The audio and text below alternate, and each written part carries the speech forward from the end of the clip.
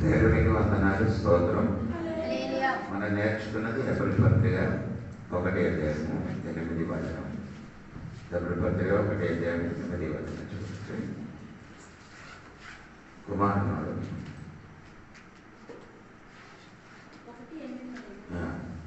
అగ్ని జ్వాలను చేసుకున్నవాడు అవి తన దూతల గురించి చెప్పుచున్నాడు గాని తన కుమారుని గురించి అయితే దేవా నీ సింహాసనము నిరంతరము నిలుచుచున్నది, నీ రాజదండము న్యాయార్థమైనది.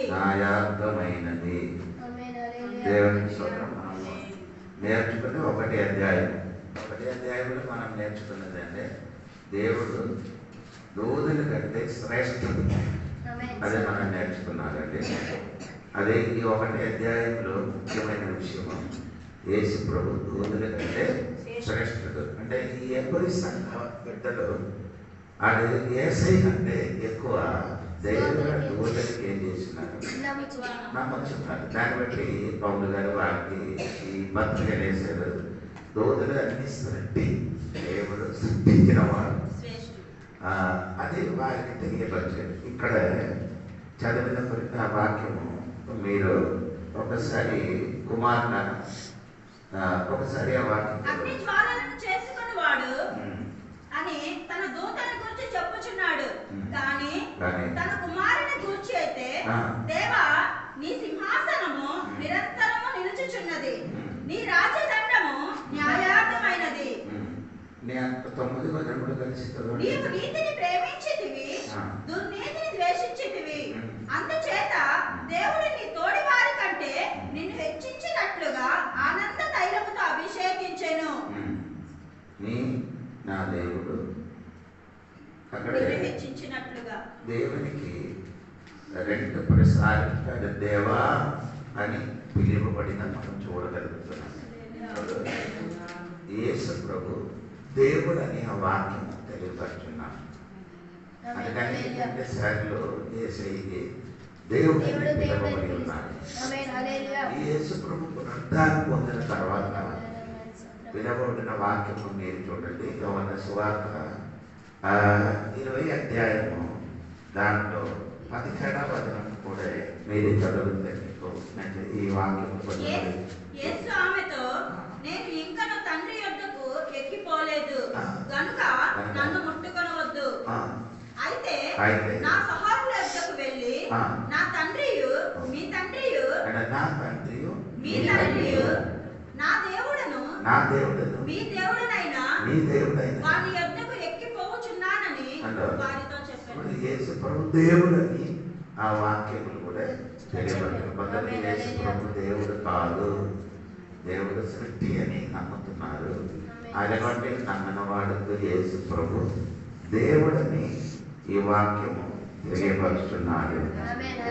దేవుడు యేసు సృష్టి కాదు, దేవుడు సృష్టికర్త అని దేవుని వాక్యములు రాయబడింది. ఇప్పుడు దేవాన్ని గురించి చెప్పినట్టు నీ సింహాసనం అని రాయబడింది. యేసు క్రీస్తుకి సింహాసనం ఉంది. అది ఆ సింహాసనం ఎటువంటిదో నిరంతరమైన సింహాసనం. లోకంలో ఉన్న సింహాసనం 5 సంవత్సరాలు అది మారిపోతుంది. అది యేసు క్రీస్తుకు దొరికిన సింహాసనం నిరంతరమైన సింహాసనం, అది మారలేని సింహాసనం. అందు దాన్ని బట్టి ఇక్కడ సింహాసనం గురించి దేవునికి సింహాసనం ఉంటున్నట్టుగా దానియేలు గ్రంథము 7వ అధ్యాయము 13, 14 వాక్యములు కూడా చెప్పబడిన వాక్యం వినండి. రాత్రి కలిగిన దర్శనములు నేను ఇంకా చూచుచుండగా ఆకాశ మేఘరూఢుడై మనుష్య కుమారుని పోలిన ఒకడు వచ్చి ఆ మహావృద్ధుడనే వాని సన్నిధి ప్రవేశించి ఆయన సముఖమును తేబడెను. సకల జనులను రాష్ట్రములను ఆయా భాషలు మాట్లాడు వారును ఆయన సేవించినట్లును ప్రభుత్వమును మహిమయు ఆధిపత్యమును ఆయన కీయబడును. ఆయన ప్రభుత్వము శాశ్వతమైనది, అదెన్నటికి తొలగిపోదు. ఆయన రాజ్యము ఎప్పుడును లయము కాదు. రాజ్యము సింహాసనము ఎప్పుడును లయము కాదు. అదే ఎప్పుడు మారన్న సింహాసనం కాదు. కాబట్టి ఈ రాజ్యం తెలుసుకోండి, యేసుకి సింహాసనము ఇవ్వబడుతున్నాడని. ఆయన సింహాసనం మారలేదు, సింహాసనం అది మాత్రం కాదు. మరియ దగ్గరికి దేవదూతలు వచ్చి మాట్లాడేటప్పుడు ఆ దేవదూతలు 7 మాటలు చెప్పారు. 7 మాటలు ఒక మాట దావీదు సింహాసనము ఆయన కూర్చున్నారని చెప్పారు. తెలుగు స్వార్థ 1:32 నుండి కిందకి చదివితే నేను చెప్పిన మాకు వాక్యం మీకు అర్థమవుతుంది. అందుకు మరియా, నేను పురుషుని ఎరగని దానినే, ఇలాగ జరిగినని దూతతో అనగా, దూత పరిశుద్ధాత్మ నీ మీదకి వచ్చును, సర్వోన్నతుని శక్తి నిన్ను కమ్ముకొనెను, గనుక పుట్టబో శిశువు పరిశుద్ధుడై దేవుని కుమారుడు అనబడును.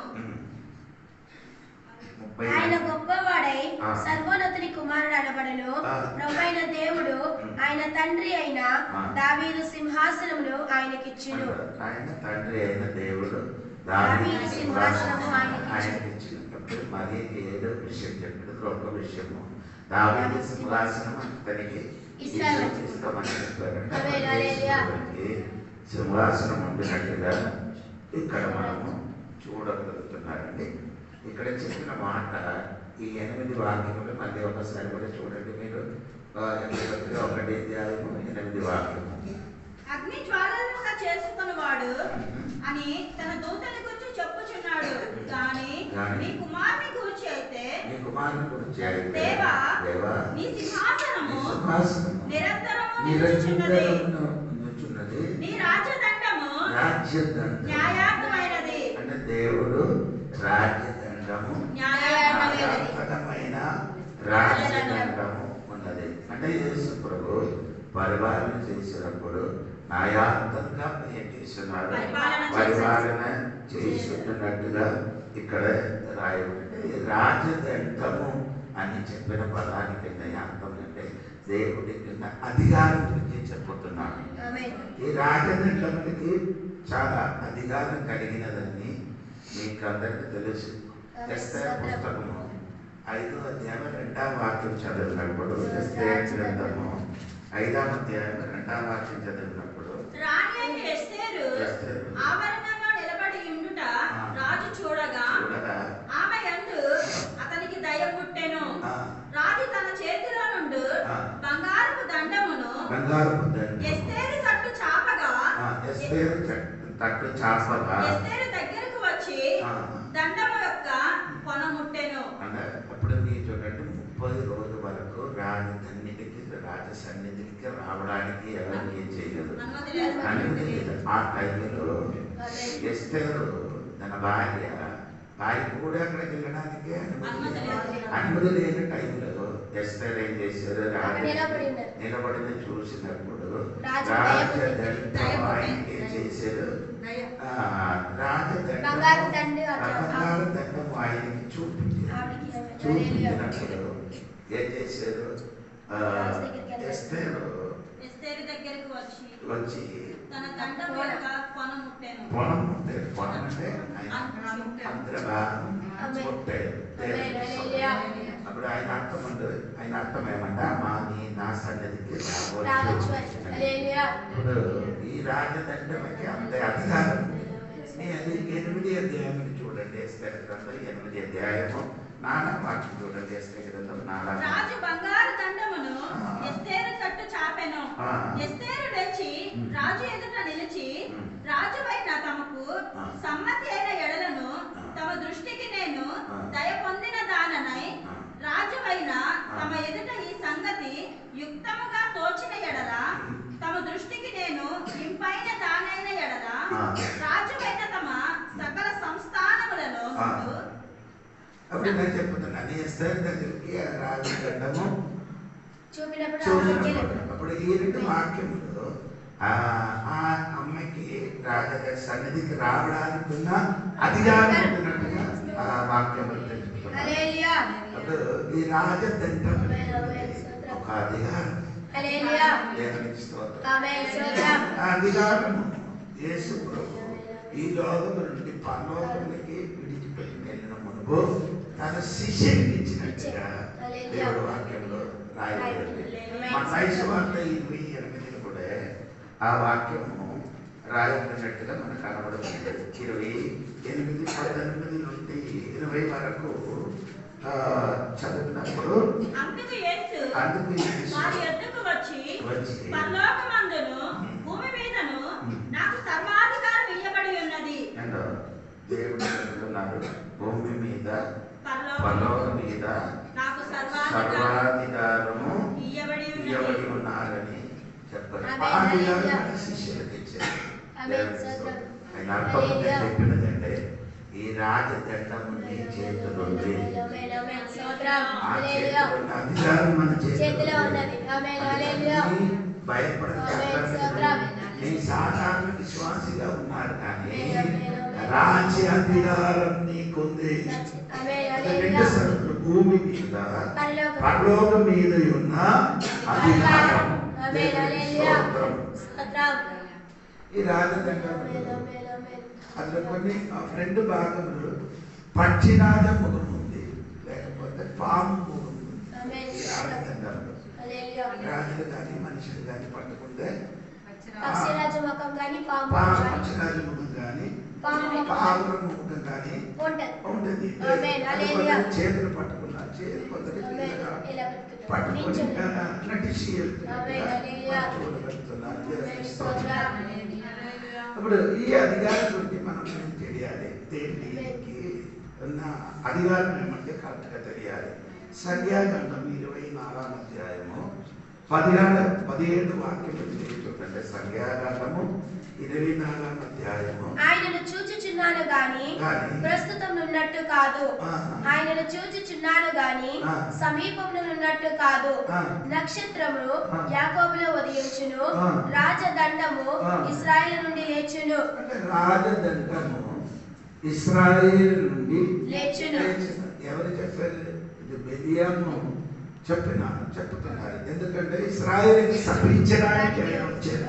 శపించడానికి వచ్చినప్పుడు ఆయన పలికిన మాట ఎవరికి శపించడానికి వచ్చారో ఆ బిడ్డలకి చెప్పుతున్నారు, ఇశ్రాయేలు నుండి రాజ్యదండం వస్తున్నారు. అంటే ఆయన అర్థము, ఈ ప్రజలకి శపించడానికి ఆవదు. ఎందుకంటే ఈ ప్రజలు అధికారం చెందిన ఈ రాత్రి ఒక విషయం శరీర మనస్ఫూర్తిగా తెలియదమ్మా. నీ అధికారం చెందిన బిడ్డలుగా ఉండిన కాబట్టి నిన్ను ఎవరు శపించలేదు. ఎందుకంటే భూమిలో ఉండే అధికారము, పైన అధికారం నీ చేతులు ఉంది.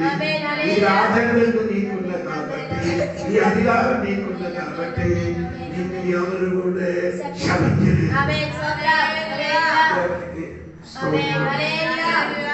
ఈ రాజదండ గురించి ఆదికాండంలో కూడా చెప్తున్న మాట కూడా చెప్పండి. చూడండి, ఆదికాండము 49వ అధ్యాయము 10 వచనం కూడా మీరు చదవండి. ఆదికాండము 49వ అధ్యాయము 10 వచనం. శిలోహు వచ్చే వరకు యూదా యొద్ద నుండి దండము తొలగదు. యూదా యొద్ద నుండి అధికారం నుండి అది యేసయ్య వచ్చిన విషయము. యూదా గోత్రం యేసయ్య పుట్టిన విషయం గురించి అక్కడ రాయబడి ఉంది.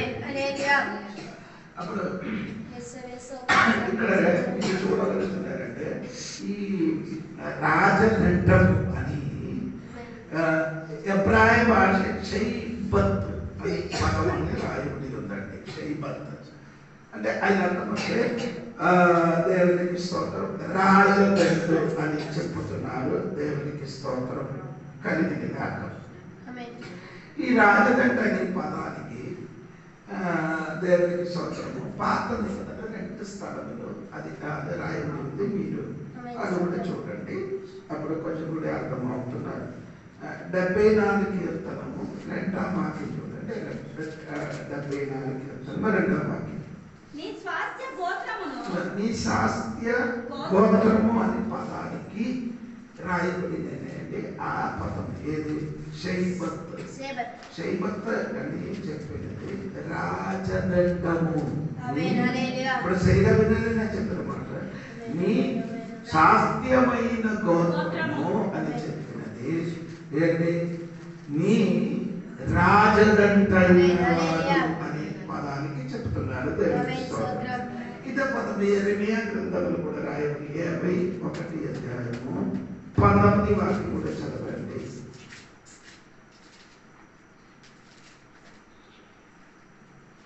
యాకోబునకు స్వాస్థ్యమగువాడు వాటి వంటి వాడు కాడు. యాకోబునికి స్వాస్థ్యమున్నవాడు వాటి వంటి వాడు. అక్కడ కూడా స్వాస్థ్యం అని చెప్పినది ఇదే ఎబ్రాయ పదము రాయబడింది. ఇప్పుడు నేను చెప్పిన మాట సరిగ్గా గమనించండి. దేవుని చేతిలో రాజదంట అయినది దేవుని బిడ్డ. చెప్పిన అర్థమైందా? దేవుని చేతిలో రాజదండ దేవుని బిడ్డ.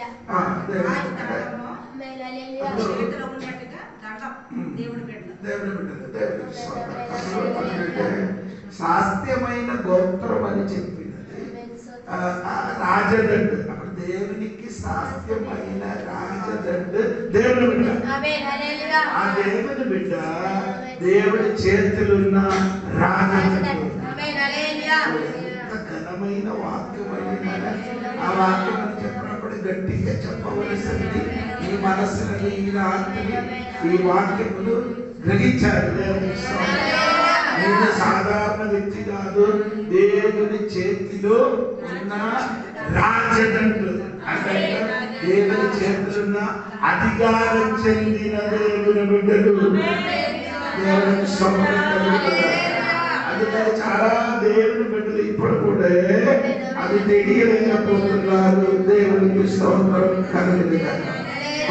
కొత్త నిబంధనలోకి వచ్చినప్పుడు ఆయన సంఘమే ఆయన చేతుల్లో ఉన్న అధికార దండము. మనం అందరూ దేవుని చేతిలో అధికారం చెందిన రాజదండు. ఎంతమందికి అర్థమైందో? నీ సాధారణ వ్యక్తిగా మనిషినికి చూసి ఉండొచ్చు, కానీ నీ సాధారణ వ్యక్తి కాదు, నీ అధికారం చెందిన బిడ్డ. నీకు ఒక అధికారం ఉంది. అది ఇక్కడ భూమి మీద పైన మీద అంటే ప్రభావములు ఉన్న రెండు అధికారాలు చెంది దేవుడు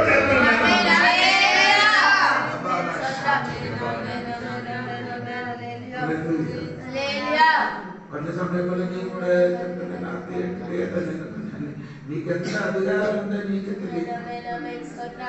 మనకెంత అధికారం ఉందే తెలియదు. దానికంటే మనం నిరాశపడుతున్నారు. కానీ ఈ అధికారం చెందిన వాడు ఏరియాలో ఒక మాట చెప్పినప్పుడు దేవునికి స్తోత్రము. ప్రగతి కూడా మారింది.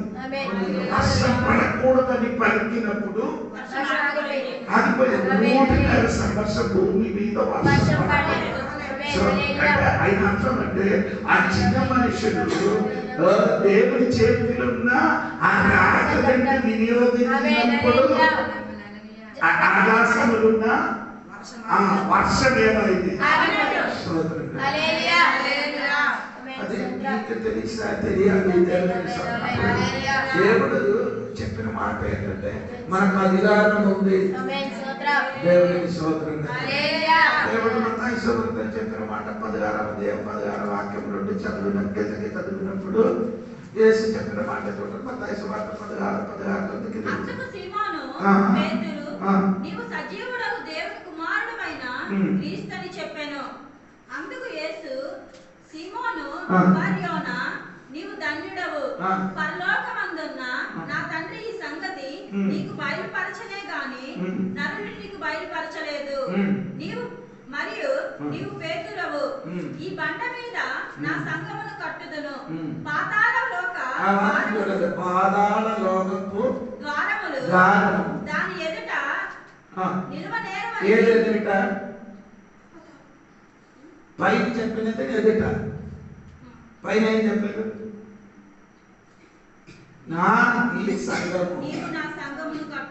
ఈ బండ మీద కట్టబడిన సంఘము కట్టబడి.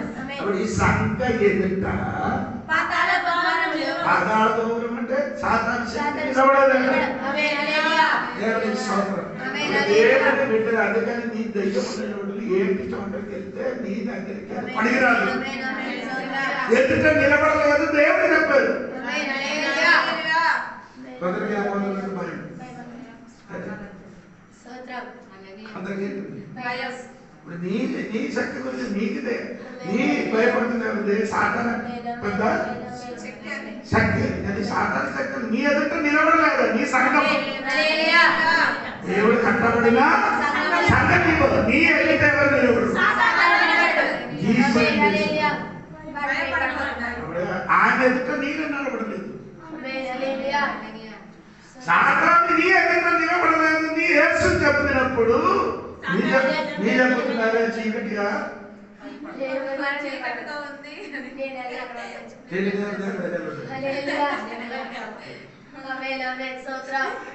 నీ అక్కడికి వెళ్ళినప్పుడు శక్తి కలిగిన దేవుడు బట్టి అక్కడికి వెళ్ళినప్పుడు ఆ శక్తి అక్కడి నుంచి ఎదుట నిలబడకుండా నీ ఎదుట నిలబడకుండా పోతలేదు.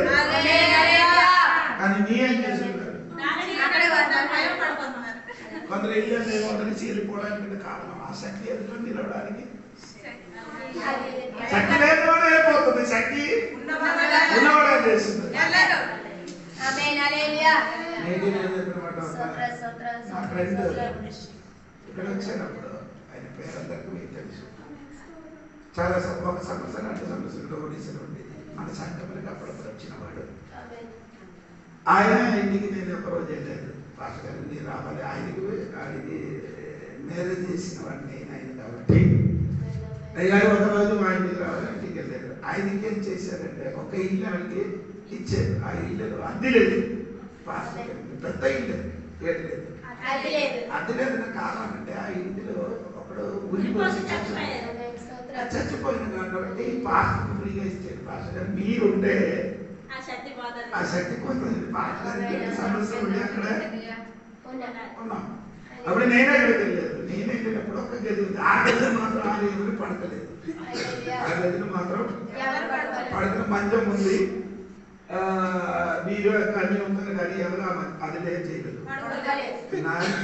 నేను వెళ్ళినప్పుడు నాకు ఇచ్చారు. భయంకరమైన ఎండ. నేను కిడికి విప్పేసి పడుకున్నది. స్నానం చేసి అన్నం తినేసి సాధారణ ప్రార్థన చేసినట్టుగా చిన్న ప్రార్థన చేసి పడుకున్నాను. రాత్రి 12 గంటలు అయినప్పుడు కరెక్ట్ 12 ఆ గదిలోనికి భయంకరమైన కంపు. ఇది ఏదైనా చచ్చిపోతుంది ఎలాంటి కాపస్పతి అంటే ఆ కంపు అలాగే రూముకి వచ్చి రూములు నేను ఉండలేకపోతున్నాను.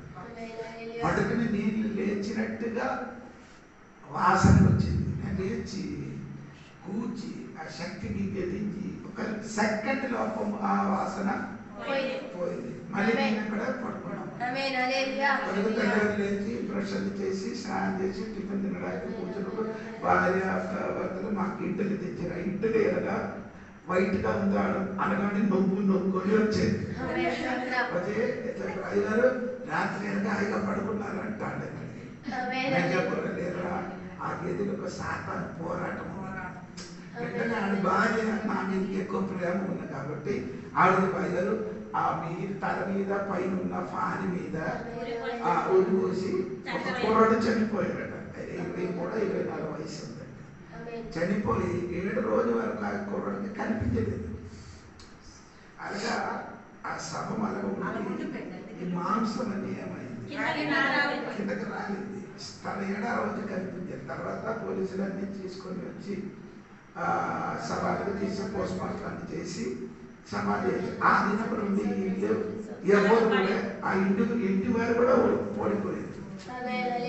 అర్థమైందా? నాకు ఆ ఇంటి ఆ గదిలో పడుకున్నారు. ఇంకా 2 రోజులు కూడా నేను అక్కడ ఆ గదిలో పడుకోవాలి. మీరైతే పడుకోవా లేదా?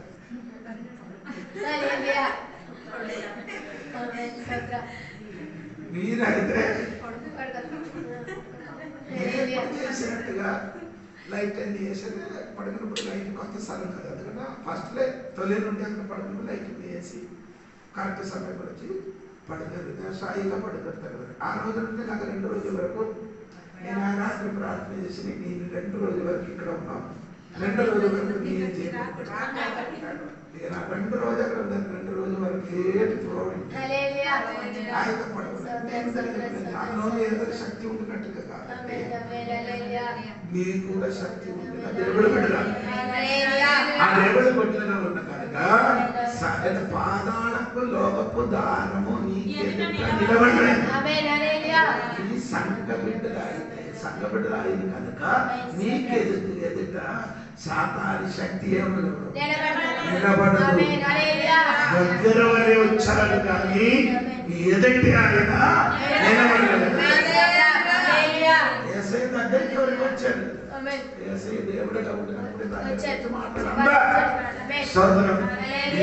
రాదు. దేవుడి బిడ్డలకి అధికారం క్రీస్తును అధికారము నీ వలన లోకమును ప్రకటిస్తుంది. అర్థం అవ్వాలి. క్రీస్తు అధికారము విశ్వాసి వలన లోకములే చేయాలి, ప్రకటించాలి, చూపించాలి. నీ పలికిన మాట అంత పవర్ఫుల్. నీ అది నమ్ముకుని నీకెదురుగా నిలబడిన ఆ శక్తికి ఆ యేసయ్య చేతుల అధికారం చెందిన దేవుడి బిడ్డలుగా మాట్లాడితే ఆ శక్తి మారిపోతుంది. దేవునికి ఇష్టం. అందుకని దేవుడు సంఘటన చేయకూడదు, భయపడడానికి అది అవకాశం లేదు. దేవునికి ఆ రాజదండు మన చేతులు ఉంది. మనమే ఆ రాజదండు. దేవునికి అంటే ఆ రాజదండిలో మనుషుల చేతులున్న రాజులో పాము తల కానీ ఆ పక్షిరాజు తల కానీ ఉన్నాం. మనలోనున్న రాజదండు క్రీస్తు. స్తోత్రం. అధికారం దాని మీద ఉంది కాబట్టి నీకు ఎదుట నిలబడినంతగా శక్తులన్నీ దూరపరచడానికి ఉన్న అధికారం చెందిన బిడ్డలుగా నిలబడుతున్నారు. మరిచిపోకూడదు.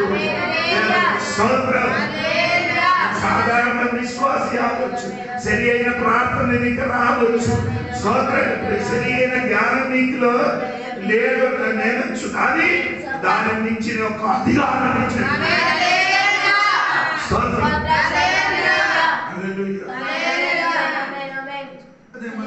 చదవాలి కదా.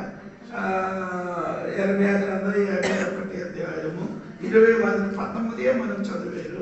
20 వాక్యం కూడా చదవండి.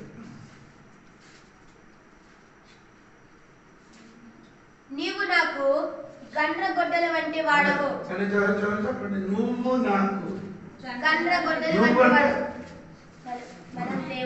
దేవుడు చెప్తే నువ్వు నాకు గండ్రగొడ్డల వంటి వాడవు.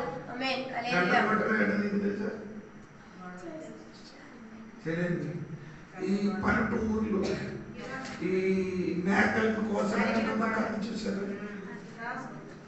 చూసారు దేవుడికి నేను అది తెలివాళ్ళు ఉంటున్నప్పుడు చూశాను. అక్కడే వాడు పోతుకి ఏం చేస్తున్నారు, బలి అర్పిస్తున్నారు. అది కట్టి పోతు కనుక కట్టుతుంది, కట్టి అది తల ఇల్లు లాగుతుంది, లాగి కట్టి లాగుతుంది. ఒకడే చేస్తున్నారంటే ఒక్క నరికినప్పుడు ఏమవుతుంది, ఆ తల 2 ముక్కలు అయిపోతుంది. అంత దారుగా ఉన్నది. దేవుడు చెప్తున్నారు నువ్వు నా చేతిలో ఉన్నారంట.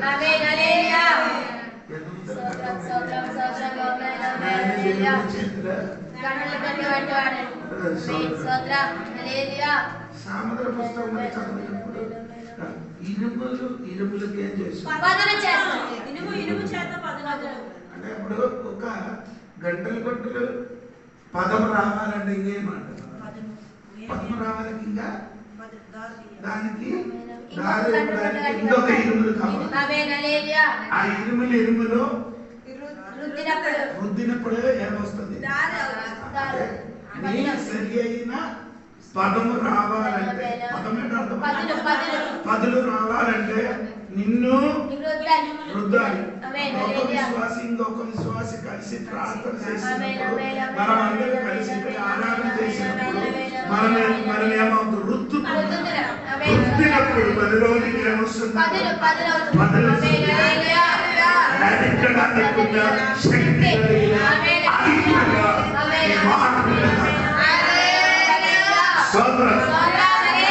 నీ ఉన్న ఊర్లో నరికిన ఒక ఆయుధం కొంచెం నరికినప్పుడు కొంచెం సరిగా నరకలేకపోతే ఏం చేసింది వెంటనే ఏం చేస్తున్నాం దారి చేసి విశ్వాసం ఉపవాసం ప్రార్థన చేసిన అనుకో దేవుడు ఏం చేసిన బదులు చేసిన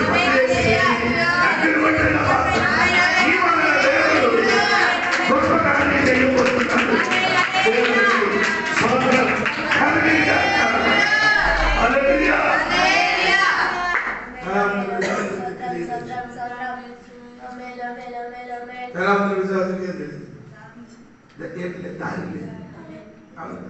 ప్రసంగి పుస్తకం 10 వాక్యం చూడండి. ప్రసంగి పుస్తకం ఇరము పదము లేకపోతే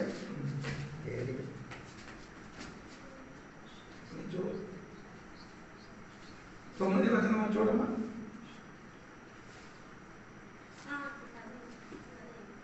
ఇనుప ఆయుధము ఉన్నప్పుడు 10 ఇనుప ఆయుధము మొద్దుగా ఉన్నప్పుడు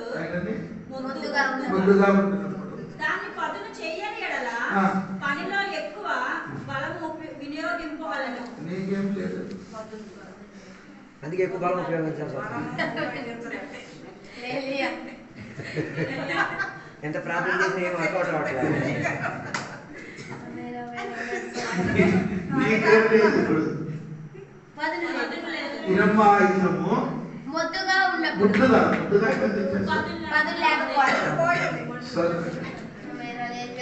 కొందరు విశ్వాసే కాదు ముద్దుగా ఉంది. అందుకని పాతకాలంతకి గట్టికి నేను తీసుకొట్టమ్మా, చప్పడు కొట్టమ్మా, ప్రార్థన చేయమ్మా, హల్లెలూయా చెయ్యమ్మా అని చెప్పండి. నేను ఏం చేయడానికి నిన్ను వృత్తుతున్నాను. నీ దేవుని కాయని కొన్ని సమస్య వలన, కొన్ని నిరాశ వలన నీ అమ్మదు అక్కడ ఉండడానికి దేవుడు కోరలేదు. అందుకని దేవుడు ఇక్కడ ఉపవాసం పెట్టడం, ప్రార్థన పెట్టించడం, చప్పడ కొట్టండి, హల్లెలూయా చేయండి అని చెప్పినప్పుడు నీకు తెలియకుండా నిన్ను రుద్దుతున్నాడు.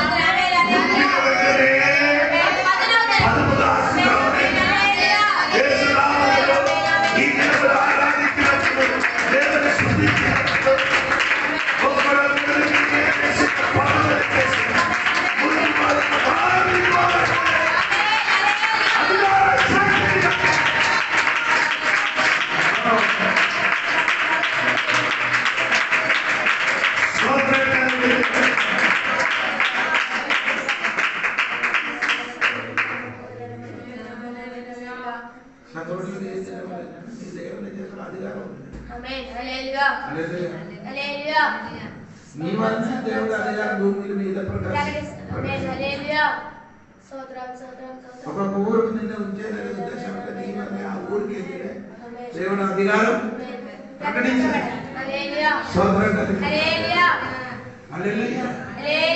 సాధారణ మనసుని చెప్తున్నది, సాధారణ మనసుని చెప్తున్నది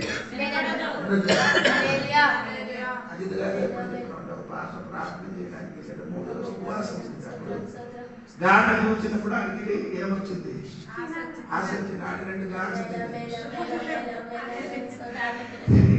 దెయ్యం దిక్కి ప్రార్థన చేయడానికి దెయ్యం గాఢకి దెయ్యం వచ్చింది కదా, పొడ శైతాన్ని అది నేనే దేవుడితో ఇప్పుడు నీ అయిన సాధారణ చెప్పినప్పుడు నీ ప్రార్థన నీ ఇంటికి వచ్చింది.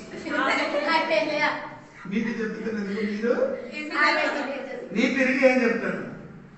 అది నాకు దేవుడుకున్న సంగతి. నీ సంగతి ఏంటి? నీ శరీరంలో వెళ్ళిపోవాలి. దేవుడు చీకటిగా ఉంది, అక్కడ ఏదో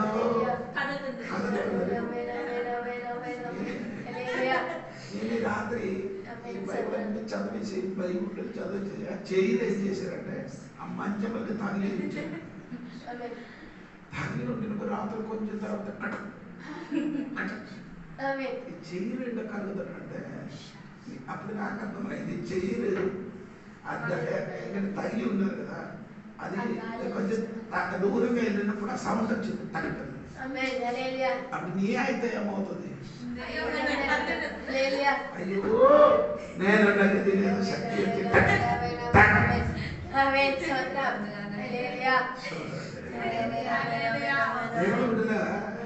టెక్కనే వచ్చిన కానీ నీ చెప్పరు ఒరే టెక్క ఇది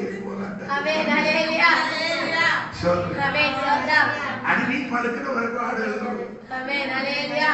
అందుకని మనకు అధికారం ఉంది. నీ సాధారణ వ్యక్తి కాదు, దేవుడి చేతులుందా.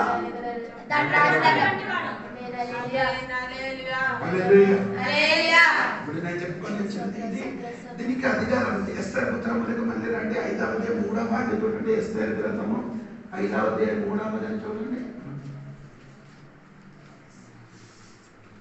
రాజు రాణి అయిన ఎస్తేరు నీకేమి కావాలను, నీ మనవి ఏమిటి, రాజ్యంలో సగం మట్టుకు నీకు అనుగ్రహించదని ఆమెతో చెప్పగా, ఎస్తేరు రాజునకు యుక్తముగా తోచిన ఎడల నేను రాజు వరకు సిద్ధము చేయించిన విందుకు రాజువైన తాము హామానును నేడు రావాలని కోరుకొనుచున్నానని ప్రత్యుత్తరం ఇచ్చాను. ఇక్కడ ఎస్తేరు చెప్పిన మాట మీకు అర్థమైందా? దేవుడికి ఇష్టం ఏది అని చెప్తున్నారు?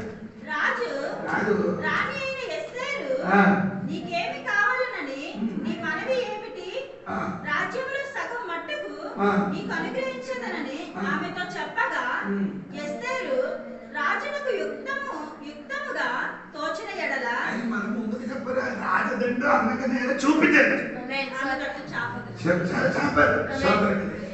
భయంకరమైన సమస్య వచ్చింది. ఏంటంటే హామాను యూదులకు మొత్తం చంపడానికి ప్రయత్నించిన ఆ సమయంలో దేవుడు బిడ్డలకి ఏం చేసి రాజదండు పనికి వచ్చింది.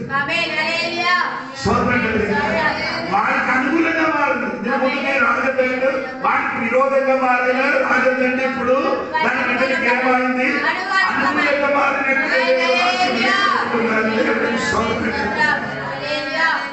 అందుకని నేను చెప్పుకొని వచ్చింది యేసు ప్రభు చెప్పిన మాట. దేవుడికి ఎబ్రీ పత్రిక 1:8 వాక్యములు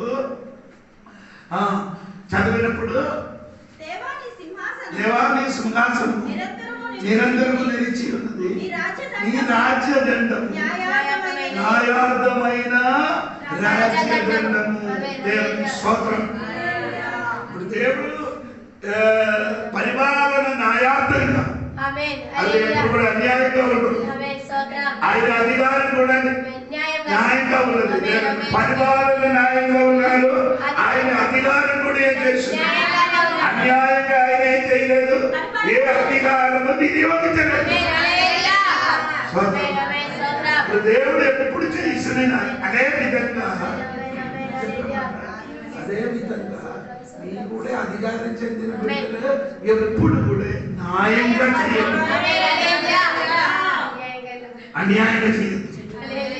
న్యాయంగా చేయలేకపోతే నీ అధికారం నీ చేతులకు పోతుంది. నీ అన్యాయంగా వినియోగించినందుకో నీ మీదకు ఉండే అధికారం తొలగిపోతుంది. దేవుడి బిడ్డలు ఎప్పుడు న్యాయం చెయ్యడానికి ప్రయత్నించండి. అన్యాయం అని చెయ్యొద్దు, న్యాయంగా మాత్రం చేయండి. మనకి ఎదురుగా అన్యాయం చేసిన వాడు ఉండొచ్చు కానీ మనం తిరిగి చెయ్యొద్దు. ఎందుకు? నీ మీద అధికారం ఉంది కాబట్టి, నీ మీద అధికారం ఉంది కాబట్టి మనం తిరిగి చెయ్యకూడదు. అన్యాయం చెయ్యకుండా న్యాయం చేయాలి.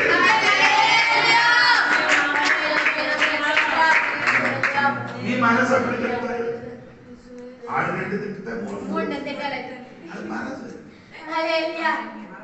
అది నీ చేసిన తప్పని కాదు, కానీ అది అధికారం పడి రాదు. నీ తెలియాలి నాకు ఒక అధికారం ఉన్నది అని నీ ఏం చేయ కూలిపోకూడదు. అధికారం నీ వలన ఏం చేయకూడదు. అన్యాయం చేసిన అనుకో సంఘానికి మనకేమో అధికారం కోల్పోతుంది. అధికారం పోతుంది, నీ పొలం అయిపోతుంది, ఆమేన్ హల్లెలూయా. పొలం లేకుండా పోతుంది, ముద్ద అయిపోతుంది. ముద్ద అయిపోతుంది. హల్లెలూయా. కేవలం విశ్వాసం ముద్ద అయిపోతుంది. వాడు తిరిగి అది కాదు, అది చెయ్యదు. ఆమేన్ ఆమేన్ ఆమేన్. నీకు ఒక అధికారం ఉంది. ఆమేన్ హల్లెలూయా. స్తోత్రం. ఆమేన్ స్తోత్రం. అది చేయకూడదు, ఎప్పుడు కోల్పోకూడదు. ఉరికోకూడదు. ఆమేన్ హల్లెలూయా. అది నీ కాపాడదు. ఆమేన్ ఆమేన్ ఆమేన్ ఆమేన్. స్తోత్రం. హల్లెలూయా. హల్లెలూయా. ఆమేన్ ఆమేన్ ఒక ఆమేన్. టైంలో వాడి దగ్గరికి వెళ్ళినప్పుడు ఆమేన్ స్తోత్రం. అర్థమవుతున్నారు. ఈ రోజు ఉదయం వచ్చినప్పుడు ఒక పాప, ఒక బండి ఎక్కడ ఉంది, ఒక బండి ఉంది, మన బండి ఉందండి, ఆయన ముందుకు ఒక బండి ఉంది. ఈ పాపకి తొందరగా ఏం చేసాను, హఠాత్తుగా వెళ్ళిపోవడం. కొంచెం అటు ఇటు అనుకో, ఇద్దరు చచ్చిపోతారు.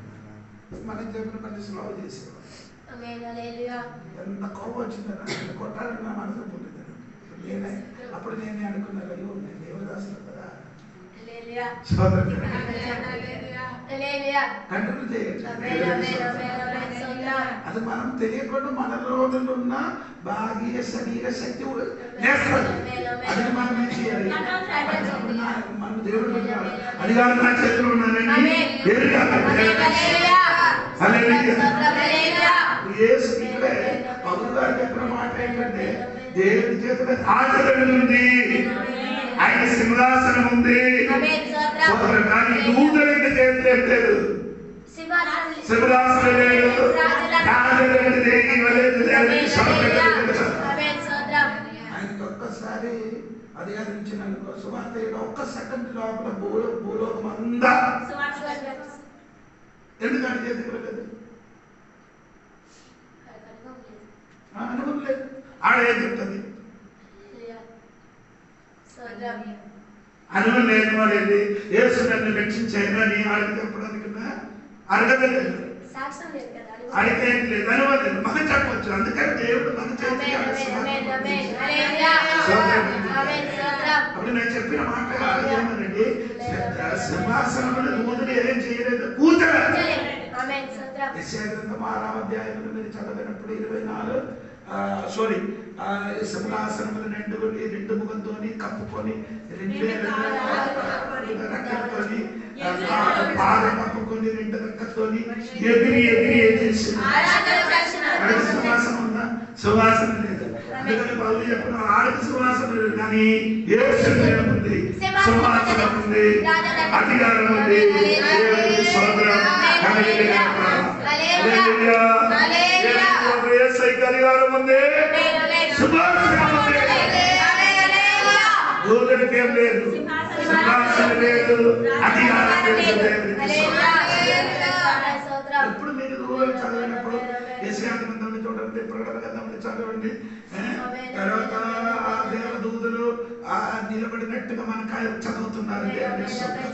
ఈ వాక్యమన్నీ తీసుకొని నేను చెప్పడం, మీరు కొన్ని టైంలో మనం అది చదివి వినిపించింది కాబట్టి ఎందుకు సమయం నష్టపడుతున్నారు.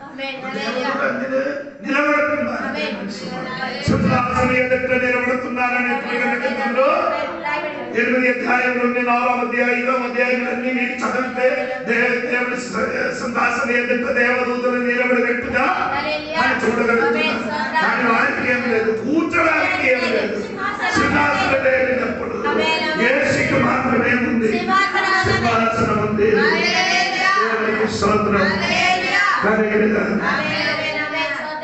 అందుకని దేవుడు దేవదూతల కంటే శ్రేష్ఠుడు. దేవునికి స్తోత్రం. సరే అంటే ఇంకా ఎప్పుడు పొద్దునకి తిరిగి రండి. దేవునికి స్తోత్రం. 1 అధ్యాయం 9వ వచనం చూడండి. నీవు నీతిని ప్రేమించితివి, నీతిని ప్రేమించి దుర్నీతిని ద్వేషించితివి. ఇది మనకు కూడా ఉండాలి. ఆమేన్. నీతి ప్రేమించి దుర్నీతి ఏం చేయాలి, ద్వేషించాలి. కొందరు నీతికి ప్రేమిస్తుంది, దుర్నీతికి ప్రేమిస్తుంది. ఆమేన్ హల్లెలూయా. కొందరు ఏం చేస్తున్నారు, నీతిని ప్రేమిస్తున్నారు. దేవుని బిడ్డలు ఎప్పుడు నీతిని ప్రేమించాలి. ఆమేన్ హల్లెలూయా. ఆమేన్ స్తోత్రం. అన్యాయం చూసినప్పుడు దానికి ఏసుముఖం చేయకూడదు, మౌనంగా ఉండిపోవాలి. ఆమేన్. ఇప్పుడు ఊర్లో ఏదైనా సమస్య జరిగినప్పుడు అన్యాయం నేను జరుగుతున్నా నేను చూశాను, నా అన్ని చెప్పడానికి హల్లెలూయా. ఉంటే ఊరు వాళ్ళందరూ నీ మీదకి లేస్తారు. అదే సైలెంట్ గా ఉండాలి. సైలెంట్ గా ఉండడం మంచిది. ఆమేన్ హల్లెలూయా దేవునికి స్తోత్రం. ఆమేన్ స్తోత్రం దానికి మన సపోర్ట్ కాదు. ఆమేన్ స్తోత్రం. హల్లెలూయా మరి ఏదో వచ్చి నీకు అడుగుతా చెయ్యను అది న్యాయం కాదని చెప్పండి. ఆమేన్ ఆమేన్ ఆమేన్ స్తోత్రం దేవునికి స్తోత్రం. హల్లెలూయా మనం ఎప్పుడు కూడా ఏం చేయకూడదు, దుర్నీతికి సపోర్ట్ చేయకూడదు. నీతిని కాబట్టి నీతి మనం ప్రేమించాలి. ప్రేమించండి. ఎందుకంటే ఇక్కడ ఆత్మబుద్ధి మొదలు ఒకసారి కూడా చూడండి మీరు. నీవు నీతిని ప్రేమించి నీతిని ప్రేమించి యేసు గురించే చెప్తున్నా. నీ నీతిని ప్రేమించి దుర్నీతిని దుర్నీతిని ఏం చేసినాడు? ద్వేషించి ద్వేషించి ఆమేన్ అందుచేత దేవుడు నీ తోడి వారి కంటే ఆ. నిన్ను హెచ్చించినట్లుగా ఆ. ఆనంద తైలముతో అభిషేకించెను. ఆమేన్ ఆమేన్ హల్లెలూయా హల్లెలూయా ఇది రెండు వదిలిస్తే పని వస్తుంది. ఆమేన్ స్తోత్రం హల్లెలూయా. ఆనంద తైలం. దుర్నీతిని నీతిని నీతిని ప్రేమిస్తే ఆమేన్ హల్లెలూయా నీ నీతికి ఏమొస్తుంది? ఆనంద తైలం యేసు ప్రభుకి ఆనంద తైలంతో అభిషేకం చేశారు. ఈ వాక్యం ఎక్కడి నుంచి రాశారు? 45 కీర్తనలు. ఆమేన్ ఏడ హల్లెలూయా వాక్యం చూడండి. ఆ వాక్యం ఎందుకు తెచ్చారు? నీవు నీతిని ప్రేమించి భక్తిహీనతను ద్వేషించుచున్నావు. కావున దేవుడు నీ దేవుడే చెలికాటి కంటే హెచ్చించినట్లుగా నిన్ను ఆనంద తైలముతో అభిషేకించి ఉన్నాడు. ఆమేన్ హల్లెలూయా ఇప్పుడు నేను చెప్పుకొని వచ్చిన దూదల కంటే యేసు ప్రభు శ్రేష్ఠుడు. ఆమేన్ స్తోత్రం యేసయ్యకి అభిషేకం ఉంది. ఆడ రాజుడు, సింహాసనం ఉంది. దూదలకి ఇది లేదు. ఆమేన్ యేసయ్య రాజుడు, సింహాసనం సింహాసనం ఉంది, అభిషేకం ఉంది. దూదలకి ఇది ఏం లేదు. ఆమేన్ హల్లెలూయా అందుకని యేసు ప్రభు దూదల కంటే శ్రేష్ఠుడు అంటే యేసు ప్రభుకి ఏం చేశాడు? ఆనంద తైలంతోని అభిషేకించాడు. అభిషేకం చేశాడు. ఆమేన్ హల్లెలూయా మన సమయం ఆయన కనుక ఏడావడానికి వెళ్తున్నారు. 8 నిమిషాలు ఉంది. ఆమేన్ స్తోత్రం ఆనంద తైలంతో అభిషేకించాడు. హల్లెలూయా ఎందుకు యేసుకి ఆనంద తైలంతో అభిషేకించాడు. అభిషేకించారంటే ఆమేన్ ఆదామ్య సంతానములున్న పాపం మొత్తం యేసయ్య ఏం చేశాడు? మోసాడు. ఆమేన్ హల్లెలూయా సిలువ మోయలేదు. ఆమేన్ ఆమేన్ కొందరు నల్లగా అనుకున్నారు. పాపం మొత్తం సిలువ మోసాడు. అదొద్దు, అది తప్పదు. పాపం ఎవరు మోసుకున్నారు? యేసయ్య మోసాడు. యేసయ్య మోసినప్పుడు ఆమేన్ స్తోత్రం అందరూ పాపం మోసినప్పుడు యేసయ్య ఏమవుతుంది? ఆమేన్ ఆమేన్ ఆమేన్ అందరినీ మీదకి వేదన వస్తుంది, దుఃఖం పడి వస్తుంది, బాధ వస్తుంది. పడిపోయిన బాధ ఈ బాధ నుండి నిన్ను బయటికి తీసుకొని వచ్చిన ఆనంద అభిషేకం. ఆమేన్ ఆమేన్ హల్లెలూయా ఆమేన్ స్తోత్రం ఎంత బాధ వచ్చింది కానీ ఆమేన్ ఆమేన్ ఆరాధన నీ అభిషేకത്തിന് ఆమేన్ నింపేరు. హల్లెలూయా క్షణం మాత్రమే మంచు ఆమేన్ స్తోత్రం పోయినట్టుగా నీ వేదనలన్నీ ఏమవుతుంది? పోతాయి. ఆమేన్ హల్లెలూయా స్తోత్రం. హల్లెలూయా స్తోత్రం తండ్రి. ఏలియా గారు భయంకర నిరాశలు పడుతున్నారండి. ఆమేన్ ఆమేన్ ఆమేన్ మొదటి రాజుల 19 అధ్యాయంలో నిరాశలు ఏ చెట్టు దగ్గర పడుతున్నారు? బెదిరి చెట్టు కింద పడుతుంది. ప్రార్థన చేస్తే దేవా ప్రాణాలు తీసుకోవాలని చెప్పి అనేది ఉరికొసి చావే. దేవుడు నన్ను చంపుని మాత్రం నేనే చేయను. చావను. ఎందుకు? నీ చంపకపోతే ఆత్మహత్య అవుతుంది. దేవుడు చంపితే అది పరలోకానికి వెళ్ళడానికి ఒక విధానం ఉంటుంది. దేవుడు చంపితే అది అంత సాక్షి.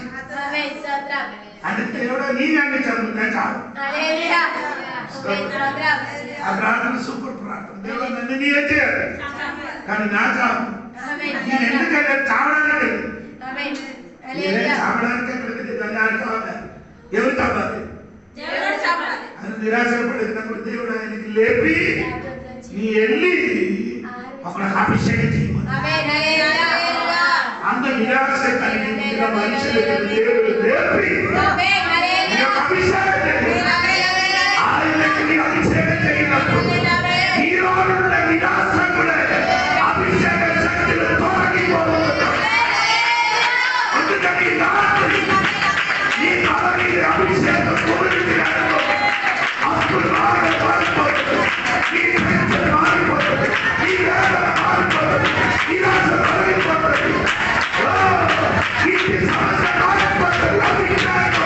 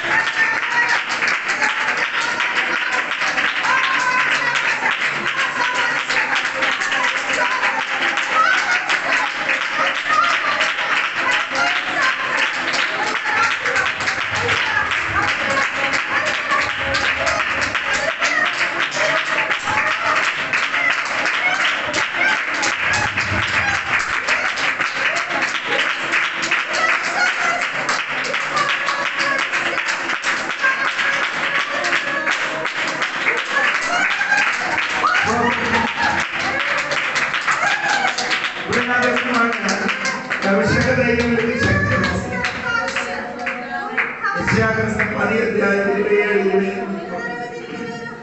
ఇంగ్లీష్ లో కూడా చదువుతారు బాగుంటారు. తెలుగులో పుష్టి నిమిత్తము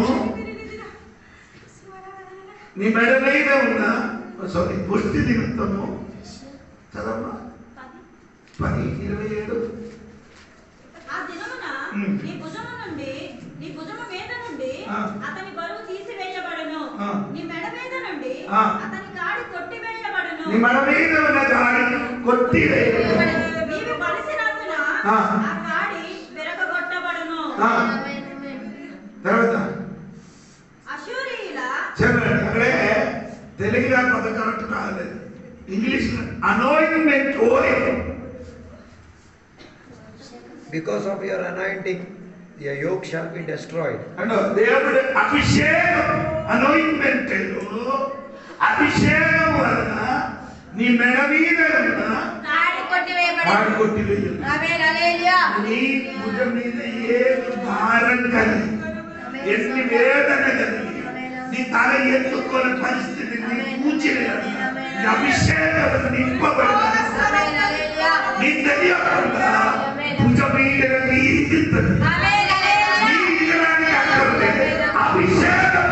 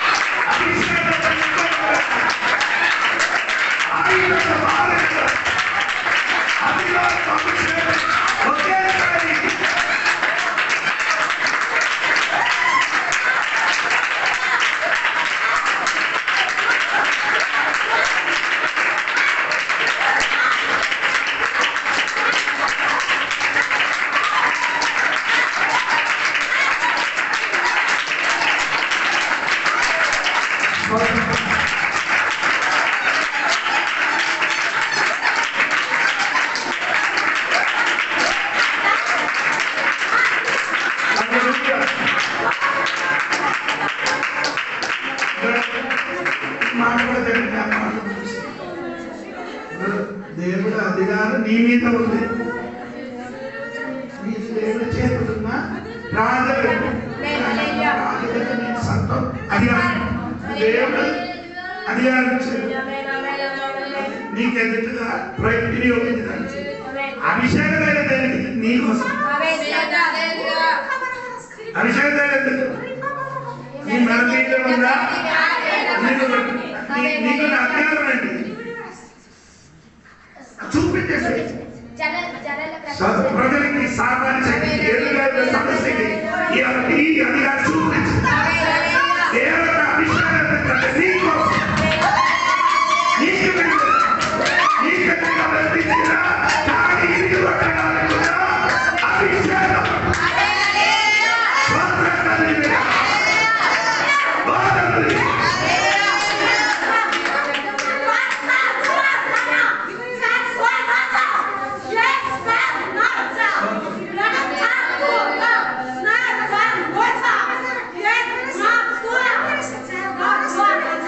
అందుకని నేను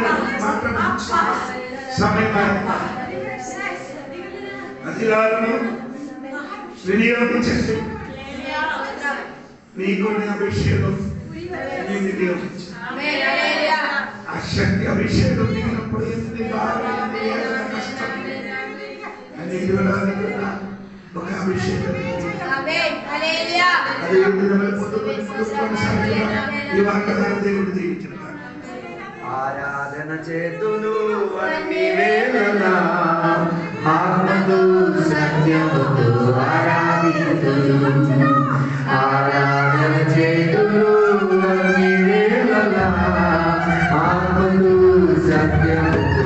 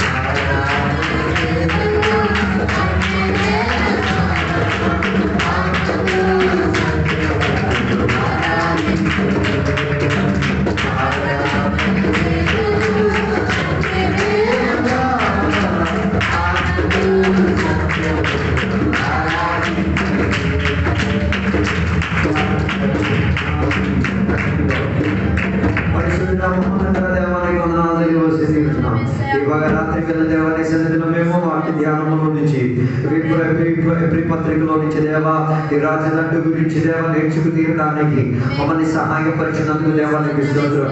ఈ భూమిలో జీవించినప్పుడు నీవు మాకు కల్పించిన అధికారం వాడిని జీవించి తీరుటకు దేవా వాటి తరగతిని దయచేయండి.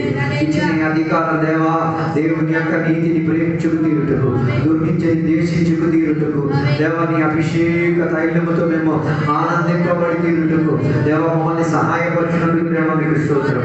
మా జీవిత స్థితిగతుల్లో కలిగిన శ్రమల మధ్య ఇబ్బందుల మధ్య రోగాల మధ్య కొలతల మధ్య అన్యాయాల మధ్య దేవ వ్యసనాలకు మధ్య దేవ నీ ఆనంద తైలము కలిగే అభిషేకము మాకు కలిగిన కాడిలను ఎగరగొట్టినందుకు దేవానికి స్తోత్రం. దేవ మా భుజముపై ఉన్న భారము మా శరీరం పైన ఉన్న భారము దేవ నీ అభిషేకం దాన్ని ఎగరగొట్టి తీరినందుకు దేవానికి స్తోత్రం. ఎంత గొప్ప రీతిగా యేసయ్యను నీవు మలిపించి దూతల కన్నా శ్రేష్ఠుడిగా మార్చి తీరినందుకు దేవానికి స్తోత్రం. దానిని మేము వినిపించుకుని విశ్వాస పరుగులు మేము కూడా పరిగెత్తి తీరుటకు సహాయం దయచేయండి. ప్రార్థన ప్రారంభం నుంచి ముగిపోవని ఆత్మ సాన్నిధ్యంతో మమ్మల్ని వచ్చినందుకు దేవానికి స్తోత్రం. కృపావాసికులతో మమ్మల్ని బలపరిచినందుకు దేవానికి స్తోత్రం. అభిషేకంతో మమ్మల్ని నింపి సహాయపరిచినందుకు మీకు దేవానికి స్తోత్రం. ఎల్లప్పుడూ నేను స్తుతించి ఎల్లప్పుడూ నేను గణపరిచి ఎల్లప్పుడూ నీ వాక్యములు నేను కొనసాగి తీరుటకు దేవా సహాయం దయచేయండి. ఈ రాత్రి వచ్చిన బిడ్డలందరినీ కూడా దీవించినందుకు దేవానికి స్తోత్రం. సమయం గడపడానికి భాగ్యం ఇచ్చినందుకు దేవానికి స్తోత్రం. అది మా ఆత్మిక జీవితానికి ఉన్నతి కలిగి తీరేదిగా మా శారీరక క్రియలకు నాశనం కలిగి తీరేదిగా మాలో మానవ మనసుని తీరేదిగా మాలో కొత్త కృపాలను నుంచి తీరేదిగా ఆత్మశక్తికి ఉన్న ఆ బాప్తిసంలో ఇంకా మేము నిండిపోయి బయటికి వచ్చి రూపాంతర పురుషులుగా మారినందుకు దేవానికి స్తోత్రం. దానికి ఆరాధన సహాయపడినందుకు దేవానికి స్తోత్రం. దానికి దేవ కృప వాత్సల్యం దయచేసినందుకు దేవానికి స్తోత్రం. ఇప్పుడు మేము అందరం మాయలలోకి మా కుటుంబంలోకి మా సొంత పనులలోకి తీరుకుంటున్నాం. నీ కృపలో మేము ఆనంద తీరుతున్నాం. నీ కృపలో మేము ఆధారపడి తీరుతున్నాం. సహాయం దయచేయండి. దేవునితో నీకునందుకు దేవానికి స్తోత్రం. సహాయం దయచేసినందుకు దేవానికి స్తోత్రం. యేసు నామములో అడిగి పెడుతున్నాం తండ్రి. తండ్రి యొక్క కుమారుల పరిశుద్ధాత్మ సహవాసం ఇప్పుడు వెళ్ళినప్పుడు సద్భక్తుల కోసం దేవాన్ని రెండో రాకడ వరకు తోడైందును గాక. యేసు రక్తమే జయం, యేసే వాక్యమే జయం, యేసయ్య నామమే సంపూర్ణ చేయగలుగును గాక. తడి శబ్దంతో 3 సార్లు హల్లెలూయా చెప్దామా? హల్లెలూయా హల్లెలూయా హల్లెలూయా. మారానాథా యేసయ్య త్వరగా రమ్ము. ఆమేన్. దేవుడు అందరిని దీవించును గాక.